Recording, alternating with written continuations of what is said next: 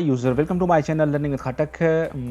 Welcome to the third part. In the last part, we have divided our data sets into two parts, training and testing data sets, and 70% samples are placed inside the training data sets, while 30% sample inside the test data sets, and then we look at how a model will be created and how a model will be trained, and then how a prediction will be made by the model, and then finally we check the accuracy, which give us we check the accuracy on both the training and testing data sets, which give us 95 and 97% respectively on testing and training data sets. Now in this part, we want to show that cross validations. If you want to provide the cross validations, then how a model will be improved.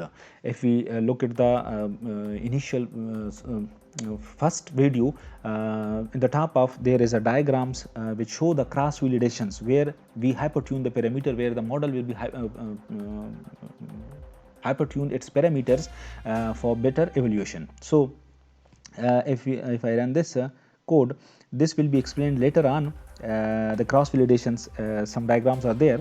So if you look at this score, cross validation score, and then KNN we provided simply an object, and then the training data sets and all the features and respective columns, and then cross validation score print simply score. This is the cross validation scores, 96, 96, 93, 96. This is basically a cross validation scores for individual features, and this is for the target class. And then mean cross validation score, then score dot means, which give me 96, and then score cross validation score KNN, and this cross validations 5. I applied here a cross validation of 5. What is a cross validation of 5? Wait for the diagram of cross validations, and then it simply gave me 96, 96, 93, 96, and then 1. What is the cross validations, how we applied, what is the main role of the cross validations? Wait for the coming diagrams. Okay, again here I divide splitting data into training and testing data sets. Again I divide here the training and testing data sets, and then KNN, I create the KNN object, and then train the model by providing the X training and Y training data sets. So if I run this, so simply I have created my model. My model is already created, and then the model is already trained here. So now again here I going to the testing set accuracy 0.97. Now this time it gave me 0.9797% accuracy on the testing data sets. Similarly, if I look at the training data sets, it gave me 0.95%. Now I will provide a cross validations. First I will perform cross validation on my training data sets, testing data sets, and then will show that how my model improved the accuracy or not. So what is basically cross validations? So first of all, I want to show that a cross validations diagram. This is basically a cross validations diagram. So if you look at this diagram, this is very important. This is the training data and this is the testing data. Basically the training data will be divided into 1, 2, 3, 4 and 5. Because I provided a cross validation of 5 CV5, this why in split 1, fold 1, in fold 1 this will be included the testing data, while the rest of the samples will be included in the testing data. In fold 2, now this samples, this 10 samples are whichever samples, this samples this time in cross validation fold 2 will be placed in testing data sets, while other 4 slots will be in the training data sets, and so on. So what will happen here? Each and every samples will get an opportunity to be in the testing sets. Similarly, each and every samples have an opportunity to be placed in the training data sets, and properly a generalized model will be trained by using the cross validations having fold 5. So now again if I look at the cross validations 96, 96, 93, 96, 1 numpy end array, and if I look at the accuracy, now here I will get the score. the score accuracy will be checked later on. So this is basically the cross validations scores, that is 90, it's given me 96, 96, 93. Now I want to use another approach, that is certified k-fold cross validations. How that will be performed? If I load again the IRS data sets and display the target data sets, and then the certified cross validations. Look at this now, this is a certified cross validations. In certified cross validations, standard cross validation with sorted class labels. Again, this is the training data sets and this is the testing data sets, and fold 1. This is split 1, split 2, split 3 class label. This is class 0, this is class 1, and this is class 2. And certified class cross validations, they are also provided the relevant class labels also. So in this case, look at this, the first, this fold will be placed in this okay, this splits will be in the training data set, that will be in testing, and this will be in a training. Certified cross validation, what the certified cross validation, this is the standard cross validation and this is the certified cross validation. In the certified cross validations, even this one slots is further divided into training and testing. Similarly, each fold is divided into training and testings. And how this will be divided?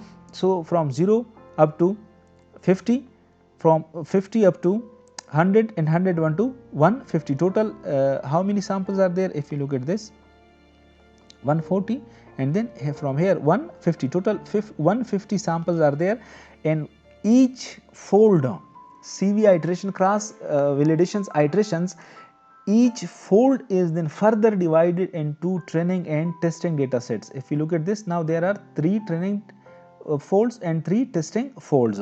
So by this way, it will greatly improve the hyperparameters. How the hyperparameters will be improved? Look at this. Using neighbors, you can use neighbors up to 1, 2, 3, up to 20 using weight option uniform distance, using weight options uniform distance, and in neighbor 1, 2, 3, and 4. So if I load the IRS data sets again with the 150 samples and number of features 4, 150, accuracy of KNN on the testing data sets 97, 95, and cross validations score, this is the cross validations is performed at each features, and this is cross validation score after calculating the mean. So after that, if I now use, if I run this, look at the graph also for weight option. Now I want to hypertune the parameters. For weight option uniform, training accuracy is equal to 96, testing accuracy is 97.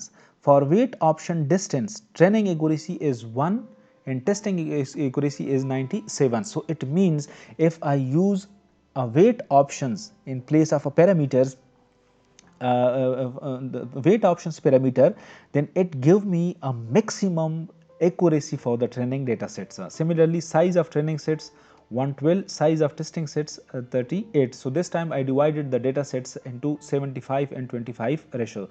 Best parameter. So this give me, if I place number of n neighbors equal to 3 and weight is equal to uniform, that give me a best parameter test. Okay. So this is the diagram.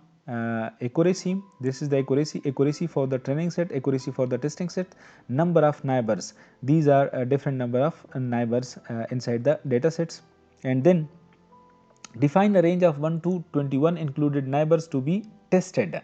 Here again I created another 21 neighbor samples. So for each samples, if you look at the 21 neighbor samples, training accuracy is 94 and testing accuracy is 97. So if I look at the matplotlib graph, this give me basically the accuracy of the training data sets and accuracy of the training data sets. If you look at this, this is the accuracy which is maximum at when we start our training, and then it gradually decreases up to 96% at the training sets of KV of 25. Okay. again if we use weight options uniform and distance. For weight option uniform, training accuracy 96, testing accuracy 97, for weight option training accuracy 1, and then 97. Similarly, now navigate search implementations, how the navigate search implementations will be performed.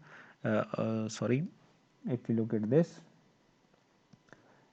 is the accuracy of the training data sets and accuracy of the test data sets, and if I run for the weighted options, it gave me this. Oh sorry, yes, this is the navigate search. This is the navigate search. If I look at this, set of training datasets 112, size of testing 38, best score 1, best parameter in neighbor 3, weights is equal to uniform. Okay, so the danger of overfitting the parameters in the validation sets. So this will be okay. Let me finish it. Okay, now three-fold splits. If I perform a three split fold, this is the model fitting, this is the parameter selection, and this is the evaluation. Means this time I divided my data sets into three parts: training data sets, validation data sets, and then testing data sets.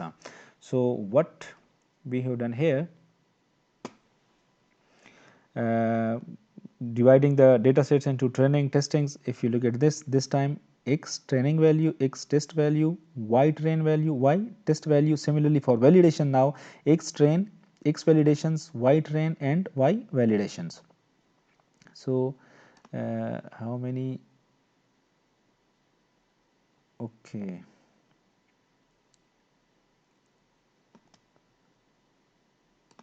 let me stop it here.